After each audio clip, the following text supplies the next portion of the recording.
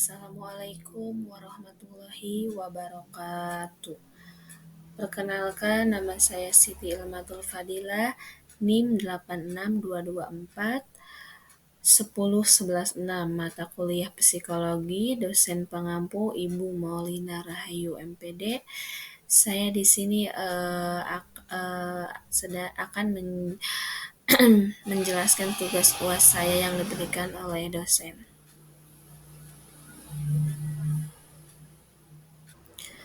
Baik, saya di sini mengambil judul dengan satu judul yaitu teori behavioristik.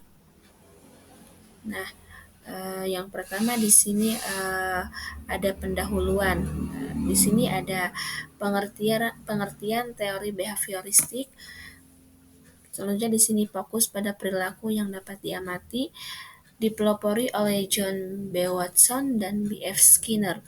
Selanjutnya di sini ada prinsip dasar stimulus respon penguatan.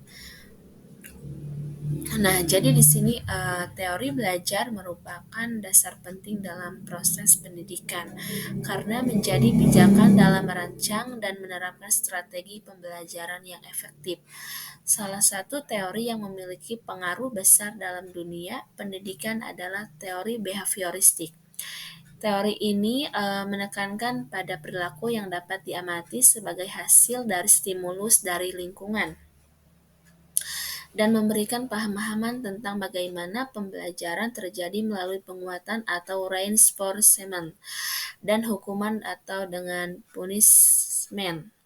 Behavioristik menjadi dasar pengembangan berbagai metode pembelajaran yang masih digunakan hingga kini. Nah, selanjutnya di sini ada tokoh utama. Yang pertama ada John B. Watson, pencetus awal behaviorisme. Psikologi harus ilmiah hanya mempelajari perilaku yang tampak.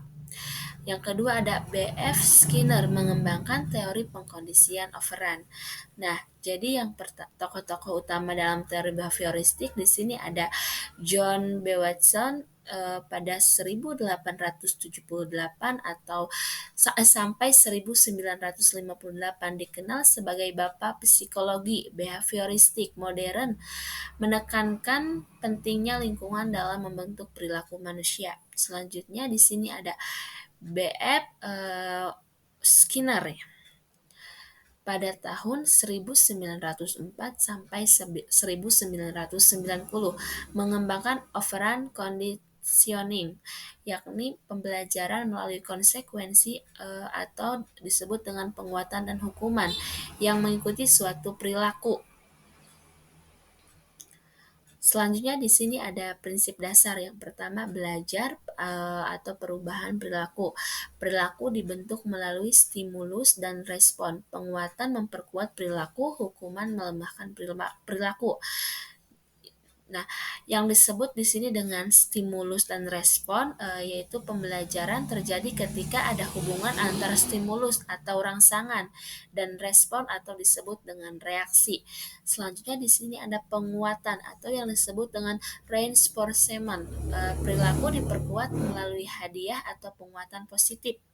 Selanjutnya di sini ada hukuman atau disebut dengan punishment, digunakan untuk mengurangi atau menghilangkan perilaku yang tidak diinginkan. Selanjutnya di sini ada pengulangan dan latihan atau disebut dengan drill. Perilaku atau materi harus diulang agar terbentuk kebiasaan atau keterampilan. Selanjutnya di sini ada belajar. Jadi belajar di sini adalah perubahan perilaku. Fokus utama teori ini adalah pada perubahan perilaku yang dapat diamati dan diukur. Nah, selanjutnya di sini ada jenis pembelajaran behavioristik. Yang pertama ada conditioning klasik atau disebut dengan Pavlov, ada conditioning operant atau disebut dengan Skinner. Selanjutnya di sini ada trial and error atau disebut dengan Thorndike. Nah, jadi di sini jenis pembelajaran dalam teori behavioristik. Yang pertama ada classical conditioning atau dengan Pavlovian, mengasosiasikan dua stimulus sehingga respon terhadap satu stimulus menjadi terkait dengan stimulus lainnya. Selanjutnya di sini ada operant conditioning atau disebut dengan Skinnerian. Pembelajaran melalui konsekuensi dari perilaku termasuk penguatan positif atau negatif dan hukuman. Di sini ada trial and error atau disebut dengan Thorndike. Jadi di sini pembelajaran melalui proses mencoba dan gagal sampai menemukan solusi yang benar. Nah, selanjutnya di sini ada penerapan dalam pembelajaran. Yang pertama, penggunaan reward dan punishment, drill dan latihan berulang, pembelajaran step by step, membentuk kebiasaan melalui penguatan positif.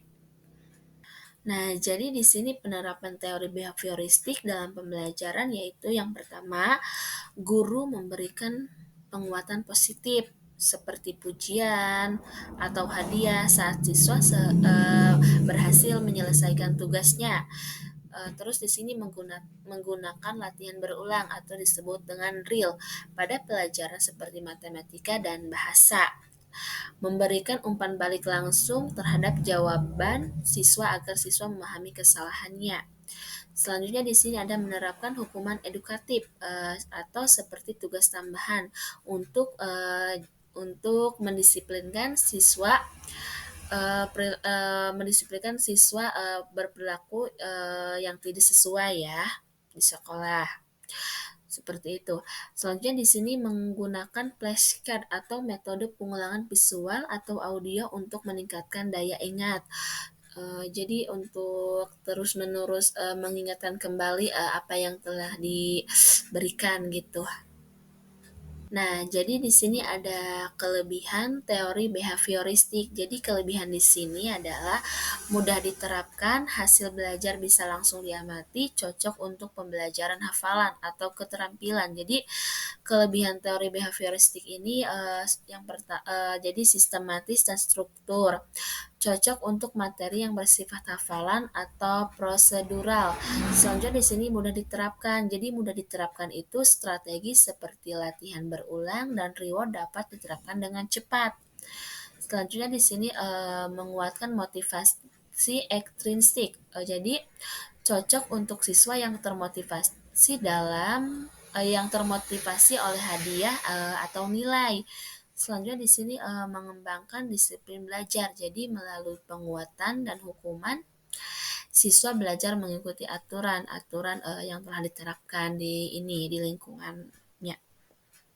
Nah, di sini juga ada itu kelebihan. Nah, sekarang ada kelemahan. Jadi kelemahan di sini kurang memperhatikan proses berpikir, tidak menumbuhkan kreativitas, hanya fokus pada perilaku luar. Jadi kelemahan teori behavioristik mengabaikan proses mental, tidak mempertimbangkan aspek kognitif dan emosional dalam pembelajaran. Selanjutnya di sini motivasi bersifat eksternal. Jadi kurang menumbuhkan motivasi intrinsik atau kesadaran belajar dari dalam diri siswa. Tidak cocok untuk materi yang menuntut pemahaman mendalam, kurang efektif untuk pembelajaran yang menuntut analisis dan evaluasi. Jadi di sini ada membatasi kreativitas, fokus pada respon yang benar bisa menghambat inovasi dan eksplorasi siswa. Nah, selanjutnya di sini ada kesimpulan. Jadi kesimpulannya itu menekankan perubahan perilaku yang dapat diamati, penguatan dan stimulus adalah kunci pembelajaran, cocok untuk keterampilan dasar, kurang untuk berpikir kritis. Jadi kesimpulan di sini adalah teori behavioristik memberikan kontribusi besar dalam dunia pendidikan, khususnya dalam memahami bagaimana perilaku dapat dibentuk melalui stimulus dan respon. Meski lebih cocok untuk pembelajaran yang bersifat mekanistik dan hafalan, penerapannya masih relevan hingga kini, terutama dalam penanaman disiplin, pembiasaan, dan pemberian penguatan. Namun dalam konteks pembelajaran modern yang menuntut kreativitas, pemahaman mendalam, dan pemikiran kritis, teori ini perlu dikombinasikan dengan pendekatan lain seperti teori kognitif atau konstruktivistik agar hasil belajar menjadi lebih optimal dan bermakna. Baik, mungkin hanya ini yang bisa saya sampaikan, kurang dan lebihnya saya mohon maaf. Wabillahi taufiq wal hidayah. Wassalamualaikum warahmatullahi wabarakatuh.